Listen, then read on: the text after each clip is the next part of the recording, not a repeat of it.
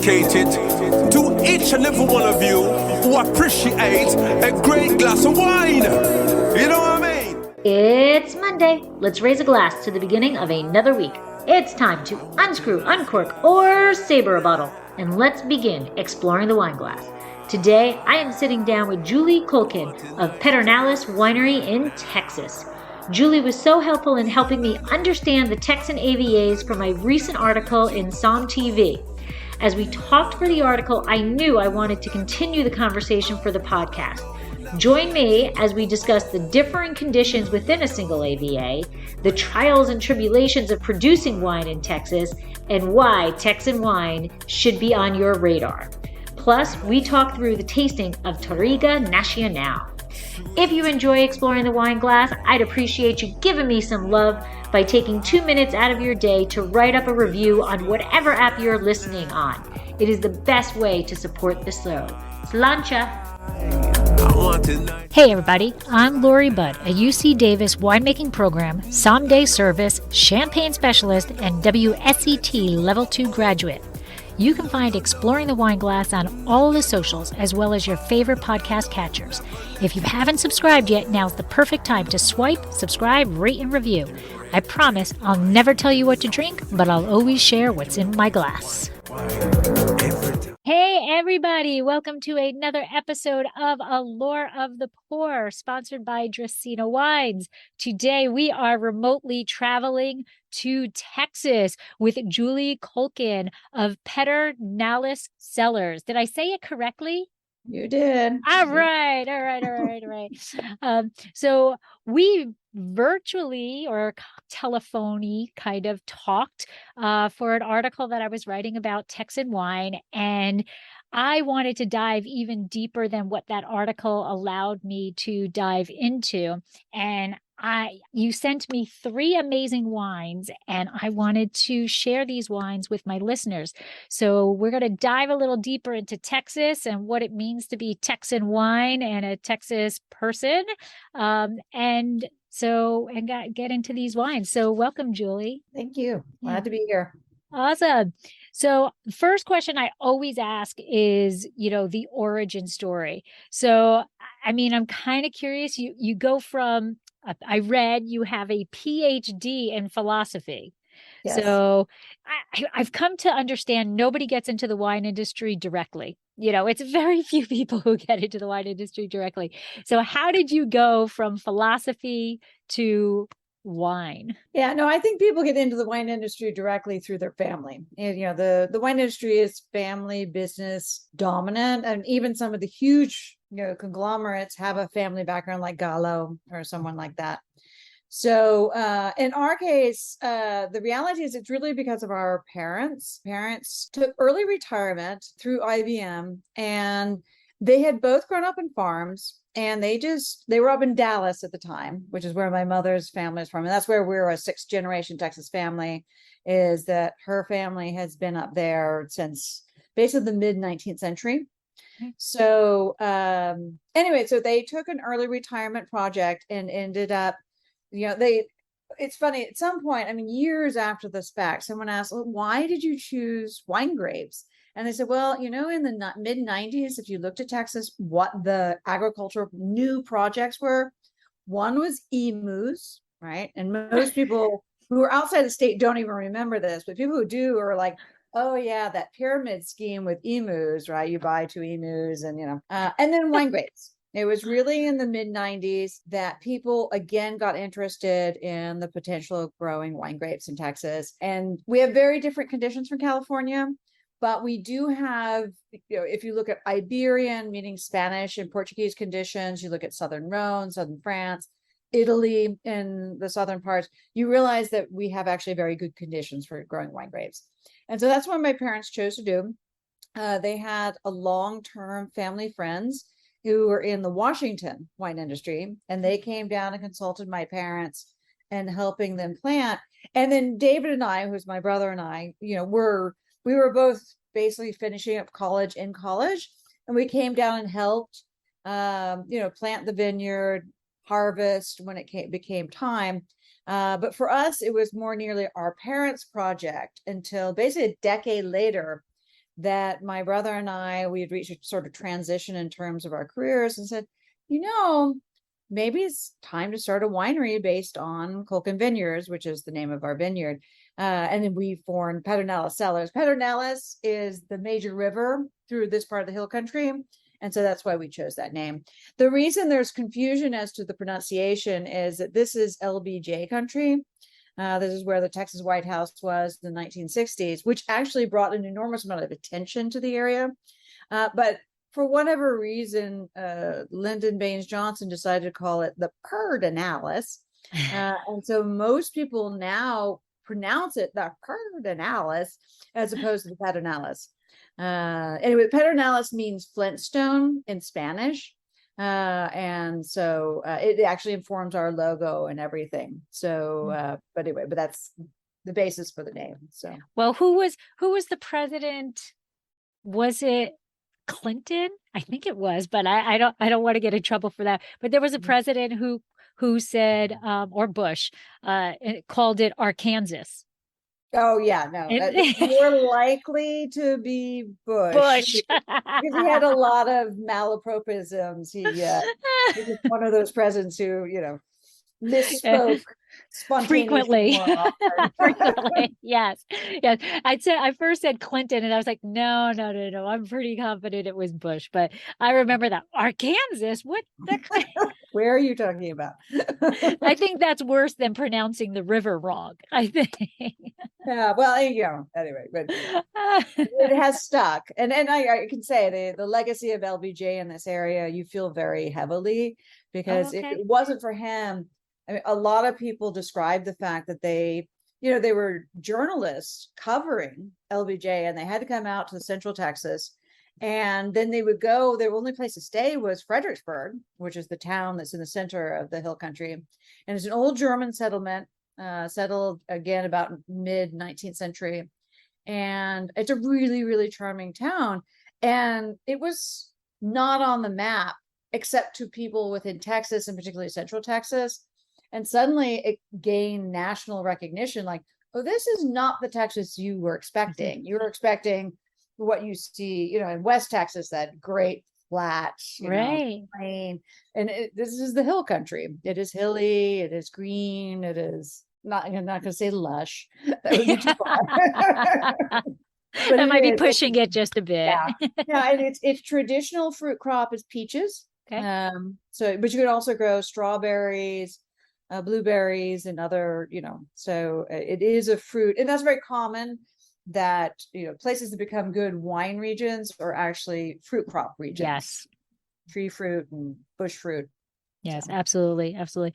But I think it's an interesting concept that people just in general for anything have one opinion of what an entire place is like, and it's kind of similar to how they think of people too, but a single place is this big thing. So I grew up in Jersey, and everybody's like, oh my God, Jersey is horrible, it's so ugly, it's this, it's that. I'm like, well, that's because you're flying into Newark. Yes. And Newark. That's all you see. And yeah, Newark, is, they're regentrifying it and all that stuff, but you can't associate all of New Jersey with Newark. There's a reason why we're the Garden State, right? It's a beautiful state in a lot of areas. And then there's Newark, so, and that was one of the things that I gained the understanding of when I was researching for the article is your AVAs are broad and expansive, but the differences from almost 3 miles in one direction to 3 miles in another direction are very different. And so now your main, I guess, AVA is the Texas Hill Country. Okay? So you said it was hilly and things like that, but can you, when let's go back a bit, when your family first planted in the 1990s, was your family kind of one of the original planters in there, or was it already starting to build as the wine area? It was a very slow recognition, of Texas in general, but including the hill country. Basically, I always tell this story because I've seen it in several, like but when you talk about regional wine in the United States, you're basically talking about wine that's not on the West Coast, right? West Coast is not considered regional wine, but that's just an established wine corridor, right? All the way up to Washington. But the rest of the country really can be considered regional wine. And I find over and over and over again, you go to one of these New York, Virginia, Michigan, Colorado, and there's some guy who one day walks out of his front door and says, this is wine country, right? And they just declare it, right? And they just go from that premise. And in the hill country, that guy was Bob Oberhelman. Bob Oberhelman in 1980, 82, he decided, no, this is a great place to grow grapes. And he's just up the road from where our vineyard is.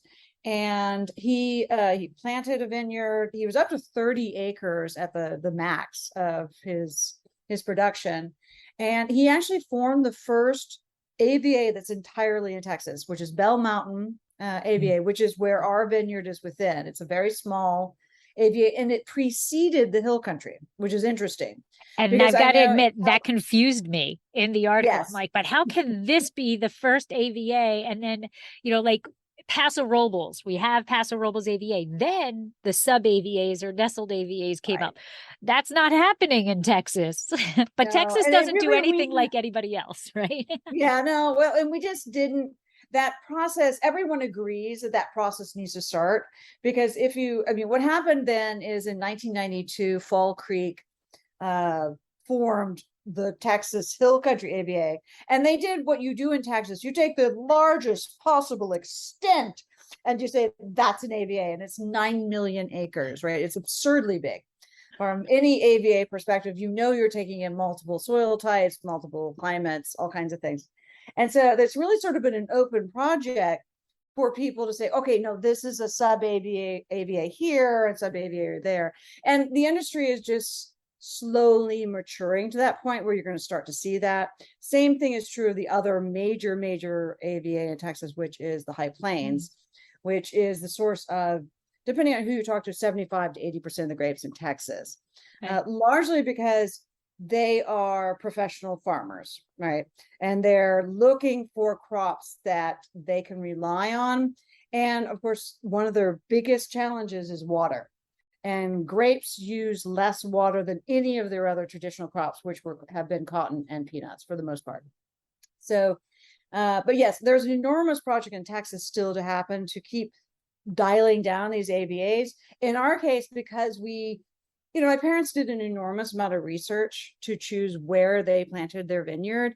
And in fact, I was living in the Bay Area at the time, and my father went to UC Davis, was looking at soils and all kinds of things. And I would say they chose extremely well. They actually identified a part of the hill country, what is now the Texas Hill Country AVA, which has degraded sandstone and limestone. It has excellent aspect. It has elevation. It has all the things you're looking for. And so the fact that it was identified early as a wine grape growing region is not surprising.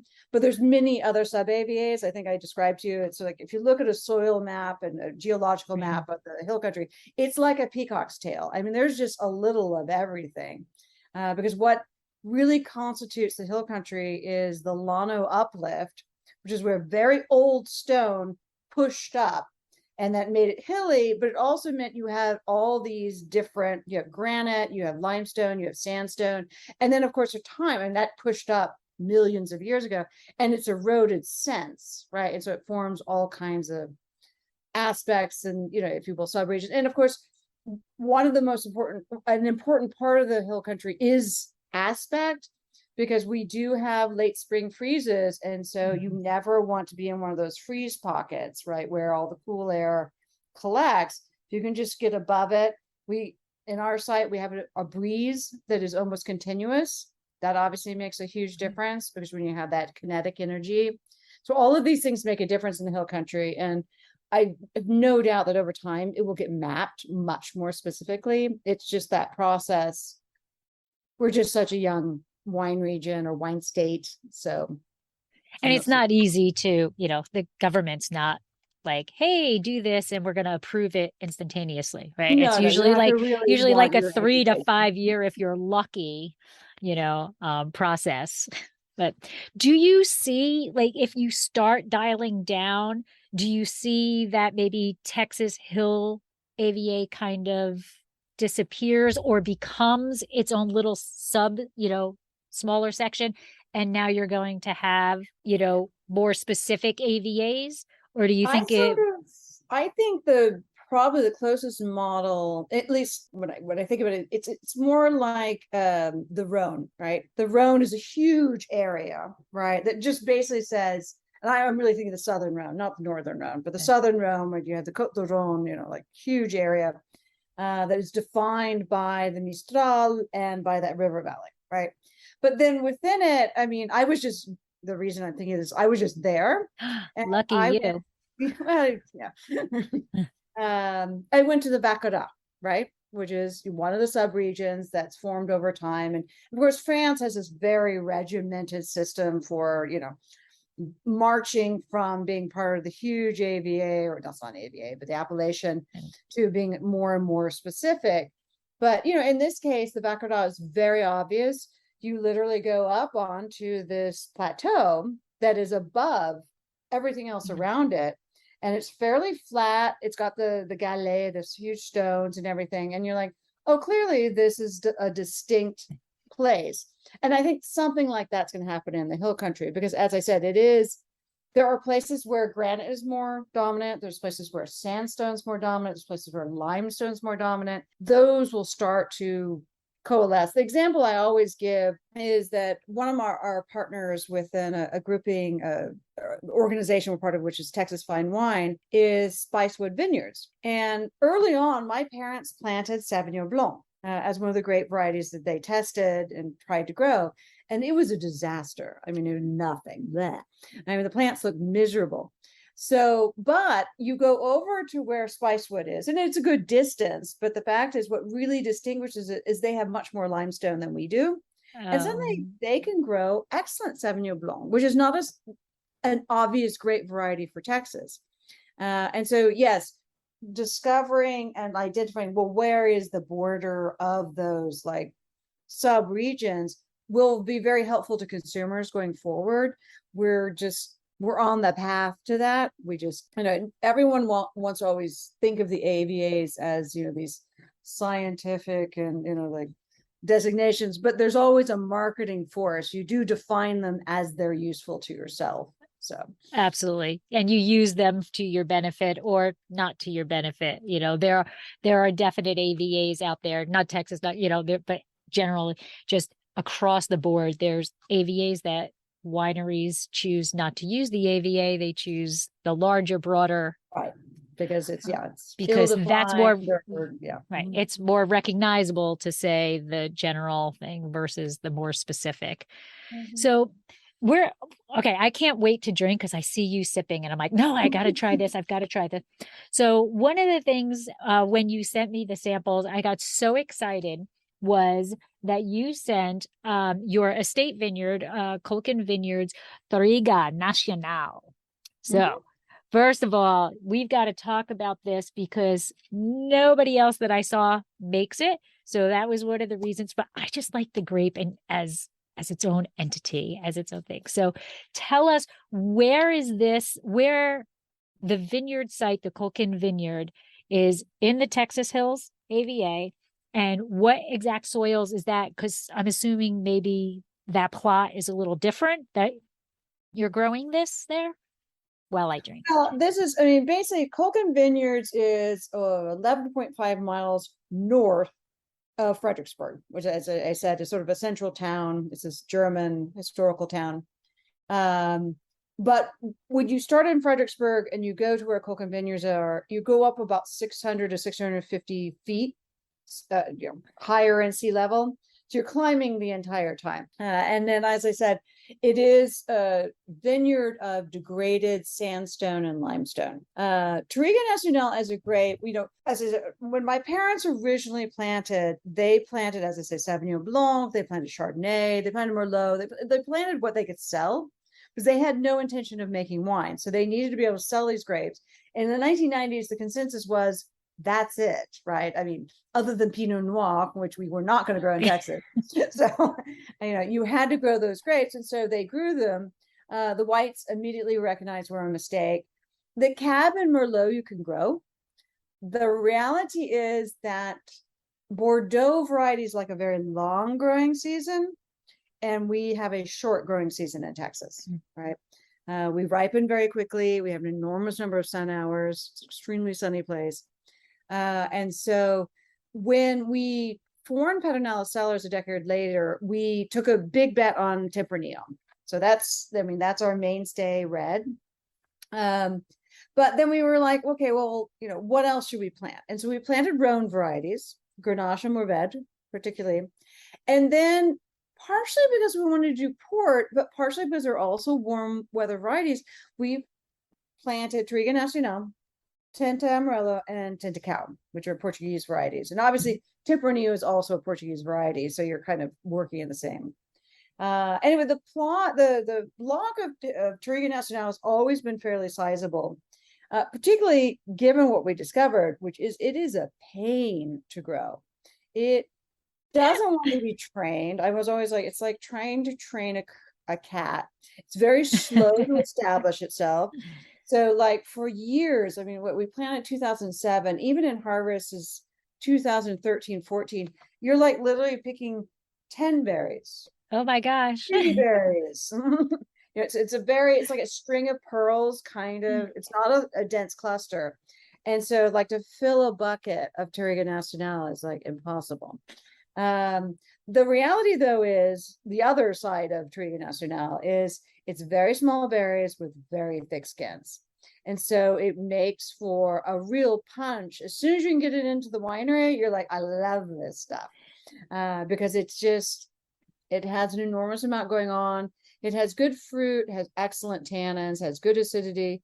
It has a kind of, most of us describe it as a fennel note, right? Which is different from everything else. It has a lot of color, obviously, given the skins. And so like, I remember one vintage of our Tempranillo Reserve, it was like 96% Tempranillo and 4% Touriga. You could watch the color just go, right? It was much darker because Touriga Nacional is just like this. And so, as much as, we have moments in the vineyard, I mean, we consider it basically uneconomical to grow. But consider it's our estate vineyard, we can just choose to say, hey, it may be, but we can use it in a very select way. Yeah, select way. And so the wine you're having is part of what we call our signature series. And part of it has the signature of the winemakers on the back. That's, but what they are single vineyard, single varietal wines, right? So there's the signatures, right? But anyway, they're very low volume. That's only 25 cases of wine that was made from that. Oh, wow. And so much effort to get so much effort. So it's a very, these are very targeted wines. And what's interesting about it is just to hold up is I have our 2019 Mourvèdre open. Oh, okay. This is what our normal label looks like. And one of the things about Pedernales Cellars, if you compare it to other wineries in Texas, and this is it's a very generic statement, is that our wine program is very much based on blending. It's always been an important part of what we do. And so when we formed the signature series, we were really trying to set out like, hey, these are lots of wine that if we just blended them, it'd just be a loss to that lot, right? They have so much character that we want to set them aside. So we came up with a completely different label, completely different everything. And basically all signature series wines are either 25 cases or 50 cases. That's all they are. So, well, this is definitely, I agree with the fennel. And what's to me kind of a cool aspect of it is that it is deep in color because, you really can't, I can barely see my fingers through it. And that's what I always, tell people, like, that's how you determine it. But it's not Petite Syrah deep. It's not purple deep. It's like garnet ruby, it's a lighter deep and it's a beautiful color. And this is a 2018 and it is not, the tannins are lovely. It's not gripping at all. The acidity is magnificent. I like high acid wines, and the acidity here, it actually does salivate your tongue, but it's in balance with those tannins. So it's not out of control. I don't think people tend to think acidity with red wine. It's more of a white wine, oh, this is a high acid wine or whatever. But acid is the background. That's what I try to tell people. No, acid is the background. It's the backbone of a wine. But the problem is sometimes with the tannins, they clash with each other. And I would also say that's, to again talk about what makes Texas wine distinctive is that we are in high heat conditions, right? We don't have fog, we don't have maritime influence. And so for us, picking decisions are very much, we need phenolic ripeness, but we need acidity as well. And so generally speaking, our wines compared to California wines, which can be just huge because you can let them hang out and you're not just losing acidity in the process. Right. We have to say, no, it's got to come off, which means, yes, you don't have some of that hugeness, but yes, you have that more like the acidity is very, very front and center. And that is actually very important to us. It's also because we work so heavily with Tempranillo, and Tempranillo is it's an acid challenged grape, right? For lack of a better description of it, it starts to lose acidity fairly rapidly in the latter part of its growing. And that's why, like in Rioja, it's very often blended with Graciano to try to bring that acidity back up. So we're very often in Texas, we're kind of like, obviously sugars are the first criteria, but acidity becomes one of our like driving criteria. And it does mean that, I do all the labels for the winery. And at some point, I asked Dave, like, well, what's the alcohol in this wine, right? So I can put it on the label. And he's like, well, 13.5, right? It was in Texas. That's like almost certainly close enough to be correct.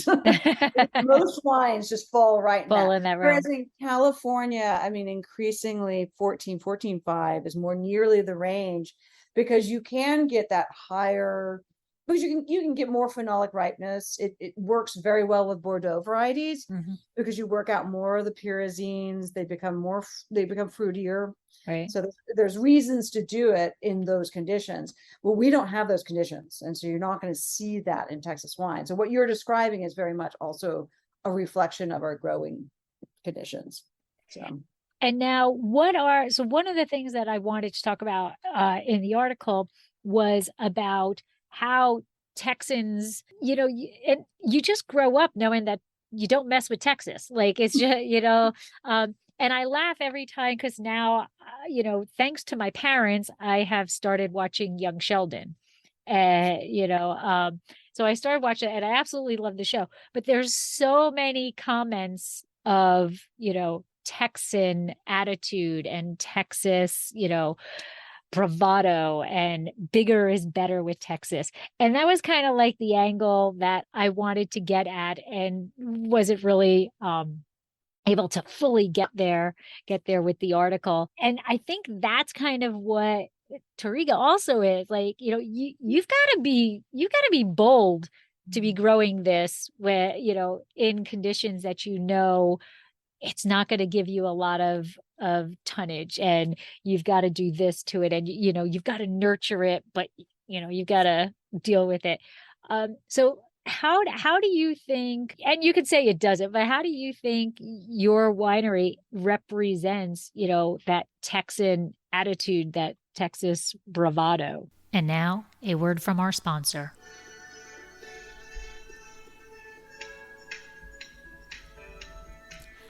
Looking to be in the know about Dracaena wines? Want to be the first to know about our new releases and special offers? All you need to do is sign up for our newsletter. There is no commitment necessary, and I promise you we won't spam your mailbox with loads of messages. Need another reason to sign up? Quite possibly the best reason? You'll immediately get a discount code for 10% off your first purchase and be privy to newsletter-only discounts. Let Dracaena Wines turn your moments into great memories. Visit our website, www.dracaenawines.com, or use the link in show notes to sign up. It will take you less than a minute, but the rewards will last a lifetime. Well, I mean, there's no question as I said, you listen to our history and like we started with Cabernet Sauvignon, Merlot, Chardonnay. It's like, we're definitely one of the wineries really testing, like, what can we do? What can we do well? We made a very conscious decision, like, we're going to have to find something we can do well and sustainably, right? And obviously Tempranillo was one of the part of it, but there's no question that, I mean, we do have winemakers and people who work in the hospitality side who are from California and some of what we consider the more benign parts of the world for growing grapes, because we sort of have every problem, right? I mean, we have late spring freezes, we have raccoons, we have birds, we have hail, we have and sort of that is part of the whole thing, is like to try to make wine under conditions that are clearly, as we always say, it's like the Texas landscape is not a friendly landscape. I mean, my father's from California, and we go to San Diego every year, right? Oh, wow. And we go and sit when we visit at Mission Beach, right? Just to put in context. And so we go sit in that grass. It's the nice, softest grass you've ever felt. Texas grass can be unpleasant. And that's before you're carried away by the bugs, right? Just so prickly and everything. And so, the Texas environment is not, it's not a friendly environment. And yet at the same point, we can, and that's obviously the bravado part of it, is we can do something different here than you can in California, right? Or Oregon or Washington or New York or Virginia, or, you go through the list of major states. And that sort of is what drives it. And I think it is an important part of recognizing we do think, and yes, maybe this is all ego, we do think that there's something distinctive about Texas wines that no other state is going to be able to imitate, not even our Southwest neighbors like New Mexico or Colorado or Arizona, who also make excellent wines. So, and I do think that's part of it. It's that's pretty funny. It's like you have, oh my God, I've got spring frost. You've had hailstorms. I know the winery, Chateau Wright, lost like all of their vines to a hailstorm, right? But raccoons, that's a new one. Are they choosing the grapes over the garbage pails that are nearby? Is that? Well, in rural, I mean, obviously in an urban area, they will choose your garbage pails because that's much richer. But no, and it's very funny because, obviously we have birds, we put up bird netting, but with the raccoons, there's not much to do but to trap them, right? And you can very much see the difference between birds and raccoons, because you go through a vineyard that raccoons have gotten to. I mean, those little hands of theirs, it's just like boop, boop, boop. They start at the bottom and they just rip everything down. Oh my gosh. Eat it like crazy. So you have to trap them. So that's not even a concern for a single vintage. They're destroying the vine as they're getting to the vintage. No, they're mostly eating grapes. It says last few weeks. No, it says last few weeks. But no, they're really annoying because they'll just go down a whole row. I mean, they could decimate a row and there's almost nothing left. Because those little hands of theirs, pull grapes as well as we can. So maybe somewhere in the future, you can train animals to do amazing things. Maybe you can train the raccoons to harvest for you. The grapes. That would be great. So one of the things that I realized as I was doing this article, and you've mentioned it a couple of times, is that Tempranillo seems to be kind of, high up there in terms of growing grapes, the variety that's there. So what about Tempranillo seems to make it an ideal grape for Texas? Yeah, no, it has, one thing, let me start with the growing conditions. That's what we were most conscious of when we made the decision to bet on Tempranillo, is that we had grown, as I said, Cabernet Sauvignon and Merlot. that need a long season to work out those pyrazines, those green notes, so that they're no longer like annoying, right? And the thing about Tempranillo is it's known as a little early one because it ripens very quickly with full phenolic ripeness. So it is truly ripe. It's not just like, done or something like that. It's actually fully phenolically ripe. The other thing about so that's extremely important in Texas. It grows well in all of the major wine regions, which means the high plains, the hill country, and West Texas. It cannot grow in the southeast because it's too humid, but for the most part, they grow hybrids because it's too humid. They have too many problems with Pierce's disease and other problems. So for all the major growing regions, it grows well. It is very terroir expressive, meaning that it's very different in the hill country from the high plains. It's different in different parts of our own vineyard, right? In our 2020 vintage, because Tempranillo was some of the least affected by our particular conditions in 2020, we have like 4 or 5 different Tempranillos that are vineyard designated, and they're all different, substantially different. And that's the other thing about Tempranillo is there's only so many, and I'm not just talking about red grapes, but red grapes that are truly the king of grapes in the world, right? There's Cabernet Sauvignon, obviously. Syrah is obviously one of them, but Tempranillo is one as well, as is, of course, Sangiovese. Right. And what I mean by that is these are grapes that, depending on winemaking techniques, aging time, what you do, you can create an enormous number of different styles. In the case of Tempranillo, historically from the Spanish, it's been aging profile that is the most important decision point. But as I say, Tempranillo, it has even more of that in terms of like site-specific expression and things like that. Just as you see with Cabernet Sauvignon or Pinot. Let's not forget Pinot. It's another great grape. So, but no, there's only a few that just had this amazing,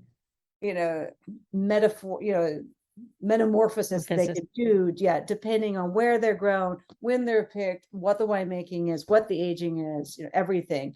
And Tempranillo is in that category. There are other grapes that do really well in Texas, but none of them necessarily have the complexity that Tempranillo does, with the degree to which it's so relatively easy to grow in the state. And so I do have your High Plains Tempranillo here. So this is the 2018 Tempranillo. And so how would you describe this to somebody as let's go to, let's go to Spain, let's go to Tempranillo, Rioja. How would you compare this to an actual Spanish Tempranillo? The High Plains Tempranillos, one of the biggest differences between the hill country and the High Plains in terms of growing conditions is the High Plains has much higher elevation than you expect. It's over 3,000 feet above sea level, which most people are like, what? It's absolutely dead flat. And it's one of the things about Texas is like you start in Houston and you drive to the High Plains, which is about an 8-hour drive. You're driving uphill the whole way, very, very slowly. So the hill country is sort of halfway there.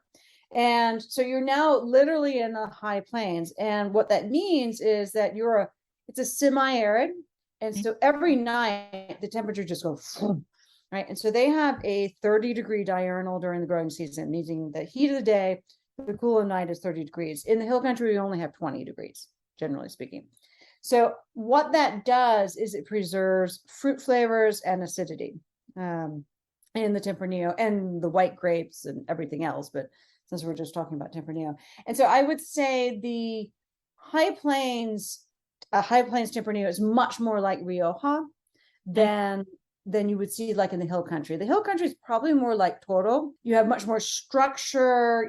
This is an area where, no, you're not going to get the elegance of fruit flavor and acidity, but you're going to get really strong tannin structure and leather notes and the less fruity notes. Obviously, blending those two together, as we do in our Tempranillo Reserve, which is one of our wines, is actually an incredibly felicitous blend.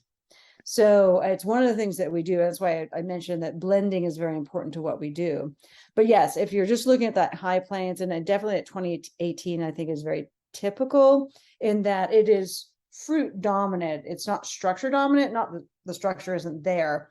The acidity is excellent, good tannins, but what you more nearly get is that, high fruit, that just like cherry note that is like the center of the fruit structure of Tempranillo. So now so let's go back to that blending concept.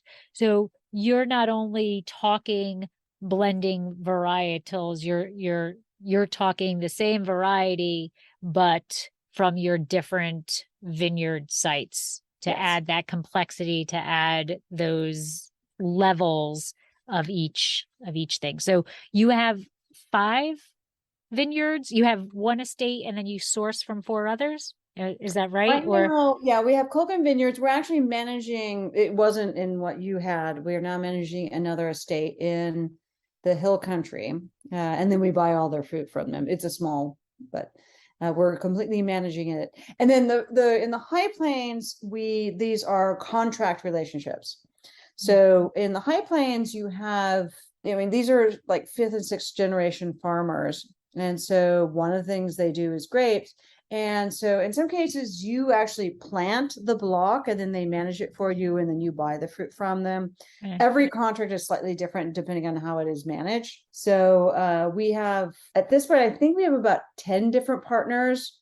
I don't want to go into the details. We have some problems with a compound that is used to reduce weeds for cotton called dicamba, and it's negatively infected. It goes to broadleaf. It's negatively affecting the vineyards. And so we have more contracts, more vineyards that we contract with now in the high plains. And many of them much closer to Lubbock, which is the central town, because they don't spray there. Oh, okay. So there's no dicamba up there. And so the vineyards are more vigorous. So, and this is under lawsuit. It's a huge issue.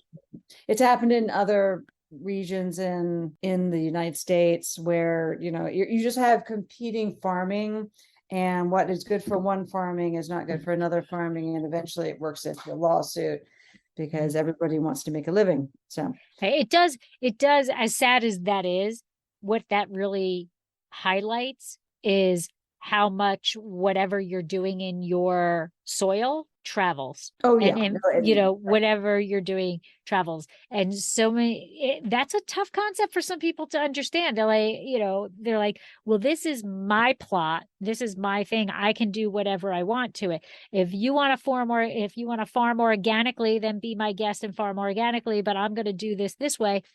But what is becoming more and more painfully obvious is, no, I want to farm organically, and you're impacting my ability to farm organically because, and you think about it, even pests, right? You can have, how do you think, phylloxera traveled? Those little buggers aren't literally, running through the vines and getting from one site to another. They're hitching a ride through the through the tractors or through the boots, or, moving the dirt. And I think that that's something that needs to be paid more attention to. And, that's why everybody's got to get on board with the mother nature and treating her nicely, because what you're doing impacts what I'm doing and impacts a larger spectrum. No, there's no question. It's always frustrating debates because, you're always talking about someone's livelihood. That's at the other end of it when you're looking at the farming aspect of it. But it is also recognizing that it's a worldwide debate, that you can't live in your own little bubble as much as you want to try. Yeah, and all these things. And you're very conscious of that when you're in agriculture, because it does matter what your neighbor does.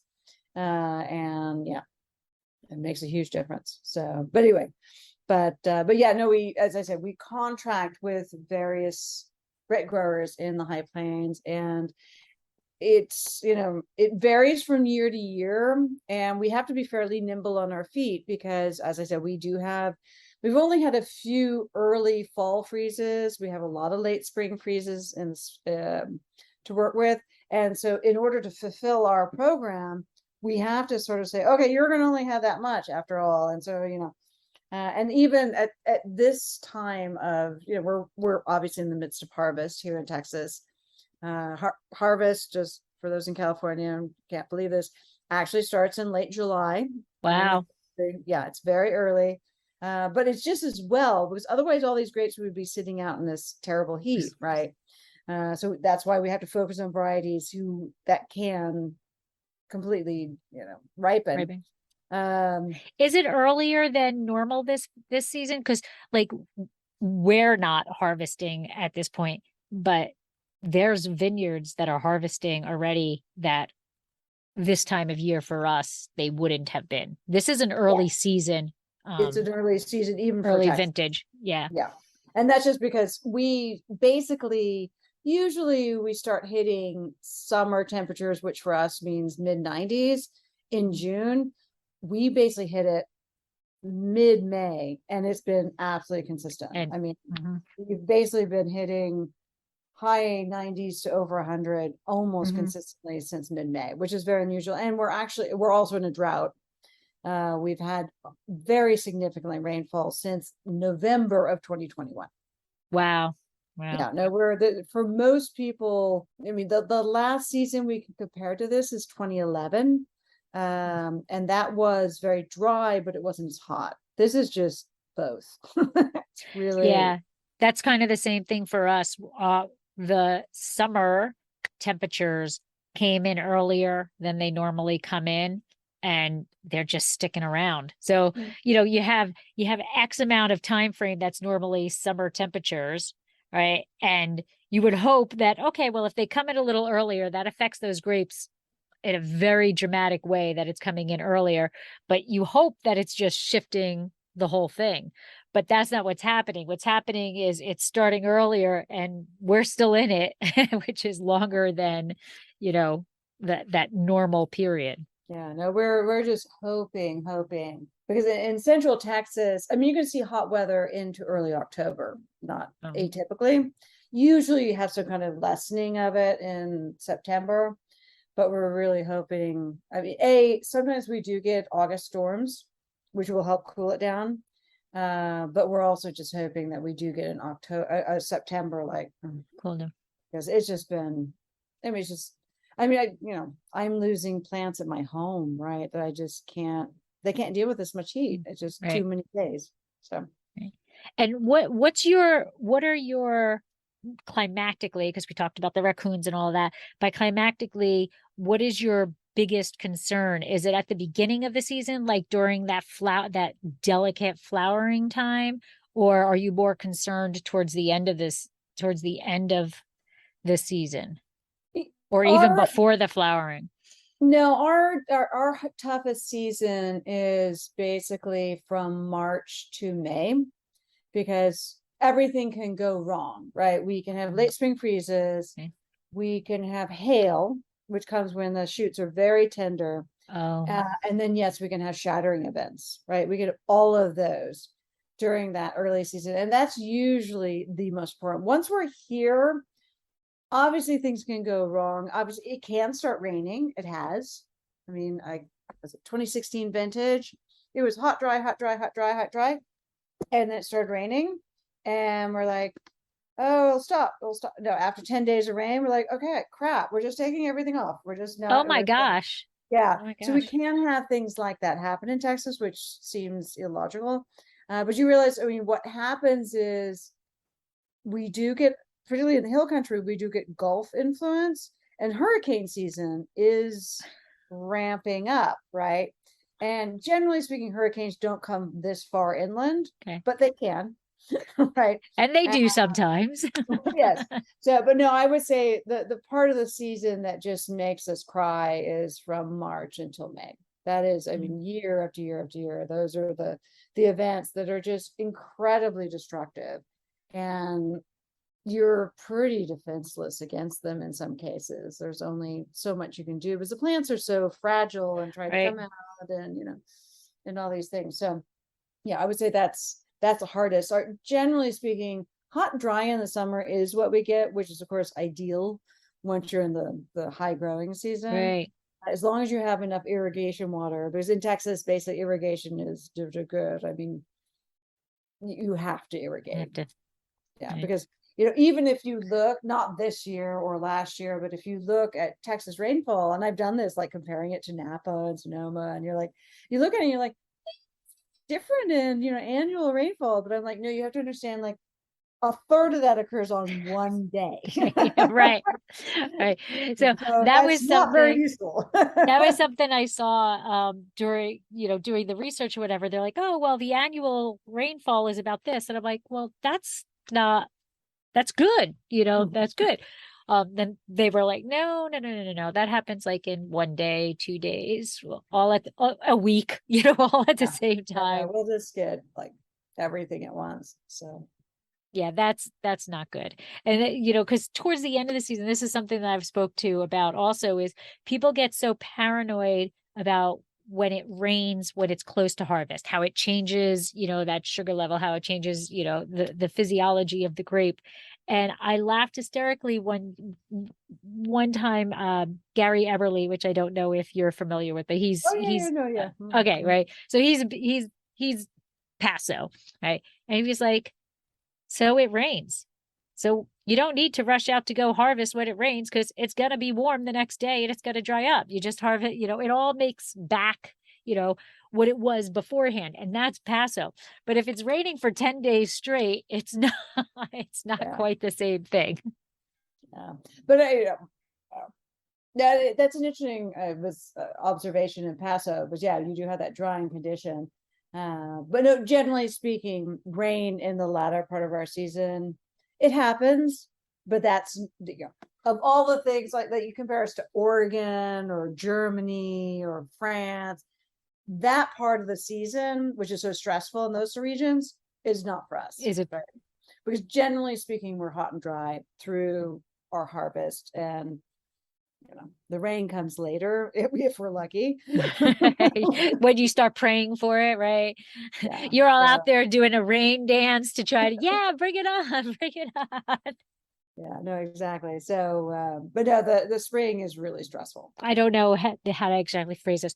So I think Texas has a problem, as with any younger growing region, right? Yes. Regional wine region. What do you think people like me who want to explore Texas wine and want to share what it is, what do you think needs to get out there to the listeners of this, or to the article readers and things like that about Texas wine? Where do you see it going in the future, and what can Texas as a whole do to promote their region?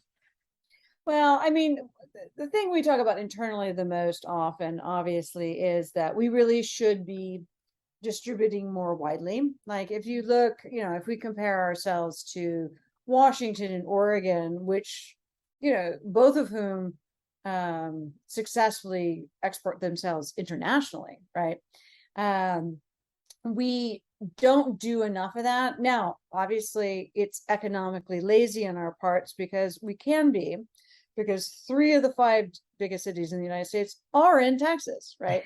And we're quite aware that if we could just get them to drink more wine from Texas, we're doing fine. And from an economic point of view, it makes the most sense. And in fact, apparently Austin is now large enough that it's the 11th biggest city, right? Wow. So we have a lot of major urban areas, and they're also, Texans are very pro-Texas, if no one's noticed.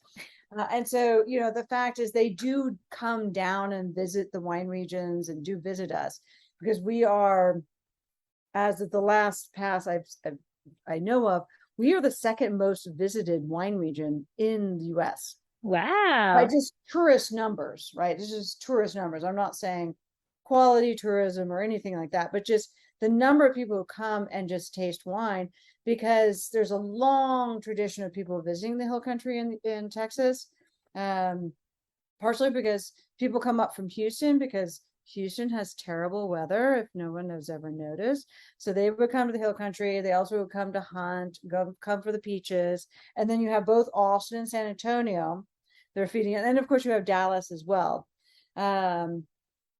So, but yeah, no, in terms of what people outside of Texas should notice is, we keep pushing for it, to have some presence in some important wine lists, right? There's a few wineries, it happens sporadically, because as I said, I do think we do have styles of wine that are going to look different from what you can get from any of the other major and minor wine regions in the United States, or But that's terroir, right? that's I mean, terroir. that's what it is. If every Tempranillo tasted the same, whether you're in California, Texas, Washington, Spain, why drink it? Why bother getting a different Tempranillo? Yeah, Right. and I can say Tempranillo is an excellent bet that no Tempranillo tastes like another Tempranillo. It's like an incredibly, it's a very expressive grape. So, but yeah, no, seeing more visibility in the other markets. I mean, the other thing to be aware of is that, of course, during the pandemic, people became somewhat more aware of this, is that, wine does have the advantage of, certainly if you tasted it or you know what you're getting, it only comes in one size. It packs really well. And so shipping it is a real thing to do. I mean, I have wine club memberships on the West Coast as well as the East Coast, right? And so definitely Texas ships to California, because California is very open to shipping. And so this is obviously another way to just take advantage of the fact that, unlike the other parts of the beverage world, the direct consumer shipping laws, even though they could be better, they are relatively generous in terms of what you can get where you are, particularly if you're in California. And so if you want to try Texas wine, pick some Texas wineries and order some Texas wine. So, Yeah, I don't remember what the stat was off of the top of my head, but a very large portion, which is what you were saying, a very large portion of Texan wine is just consumed in Texas. Oh yeah, no, it's a huge percentage, but it's not surprising given the youth of the region. I mean, if you're sitting around California, I mean, I looked it up recently. I mean, 81% of the wine produced in the United States is made in California. So if you're sitting in California, you just have a lot of choices there. But I will also say that, partially through its own self-marketing, California wine has a distinctive profile that even transcends all of its regions at this point, right? You compare Temecula to Paso Robles to Napa to Sonoma and beyond. But anyway, those bigger wines has become sort of the California signature. Obviously you can go to Washington and get something different, or you can go to Oregon and get something different, but you can also go to Texas or New York and get something different. Right. And I do know Texans do love their wine, because we get a lot of orders to ship to Texas. Okay. So yeah, it's I think in terms of recognition, I think you're just young. Right. And so if it's wonderful from a winery aspect to be able to sell out easily, like going to your big cities that you have and be able to sell out. But I think to get to that next hurdle, there needs to get outside. And that's exactly what, that's what you're saying, is you need to get outside. I think one of the biggest things that with Paso is, it got recognized as one of the, USA Today, one of the best, recognized wine region. And that's just a popularity vote type thing, but that brought recognition to Paso, and then it's kind of started to explode there, from there.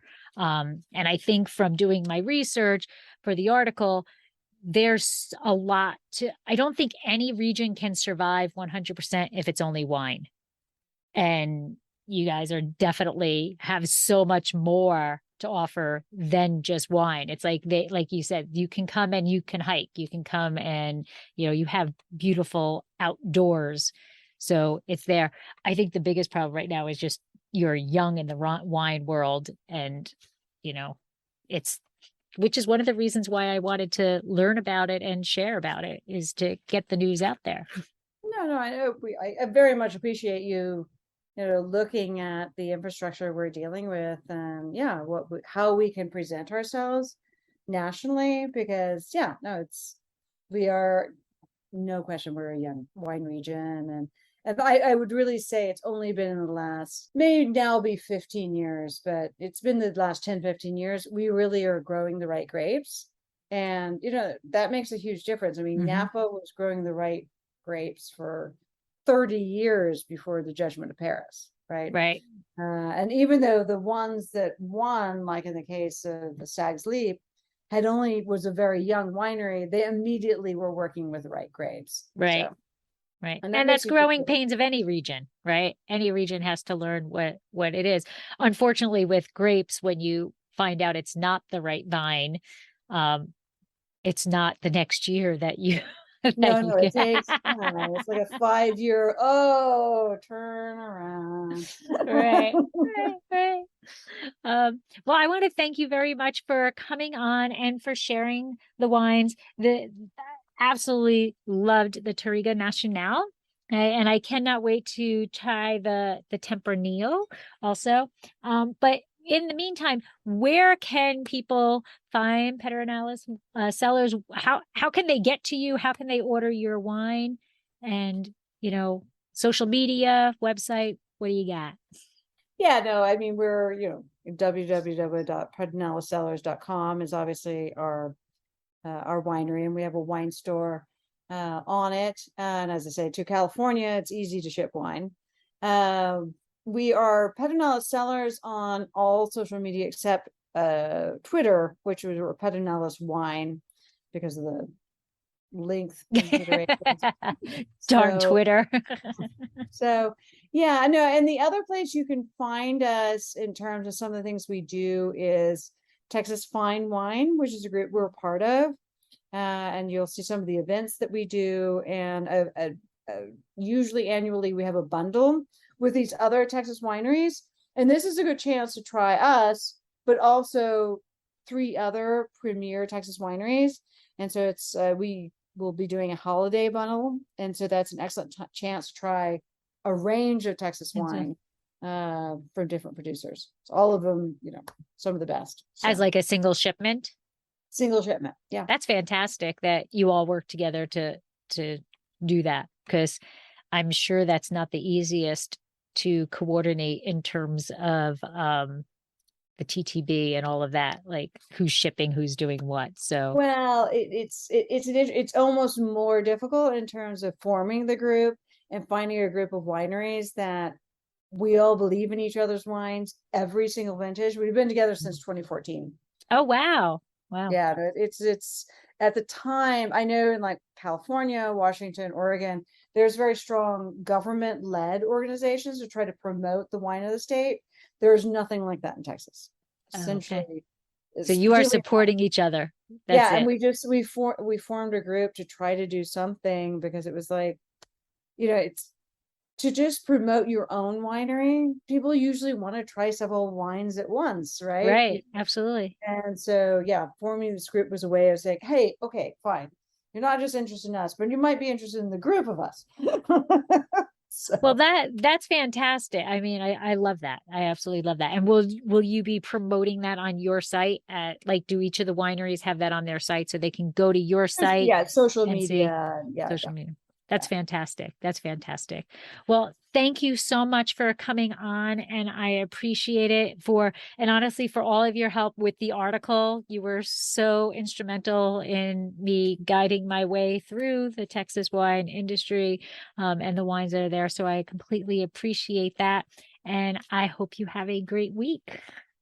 You too. I hope you make it out sometime. You can actually visit all of us. I would love to. I will absolutely say that it was probably one of the more difficult articles that I've written. One, because when I pitched it, I did not grasp at how big of a piece of pie I was taking. And then as I started diving into it, I was like, whoa, this is big, which is why it got narrowed down. I think my actual first draft was like 4,000 words. And it got narrowed down because nobody wants to read 4,000 words about anything. So, but yeah, I think that was my first thing. It was a wonderful learning lesson for me to make sure I focus in on what my topic is. But I hope that, you read it, and I hope that you feel that it did justice to the region the best can. But I would absolutely love to come visit one day and actually see these regions in live, these AVAs, for myself in live, in real life, and understand a little bit more of how they're interacting with each other and interwebbed with each other. So keeping fingers crossed one day. You're very welcome. Well, thank you. Thank you. Thank you very much. So have a great day. I'm going to have to pour myself a little bit more so I can always end, because I always end with my little, with my raise a glass to you. Thank you very much. And I will say sláinte. Have a good evening. This has been another episode of Exploring the Wine Glass. Thanks for listening. If you have suggestions on what topics you would like me to discuss, please reach out on social media. You can find me on Twitter, Instagram, and Facebook as Exploring the Wine Glass. I am also on LinkedIn as Lori Hoytbud. Of course, you can always email me at exploringthewineglass@gmail.com. If you enjoyed what you heard, please rate, review, and subscribe to help others find me more easily. And most importantly, tell your wine-loving friends, because if you like the podcast, they will too. Music is Wine by Kevens. Until next week, sláinte. That was no martini, Irish coffee, banana.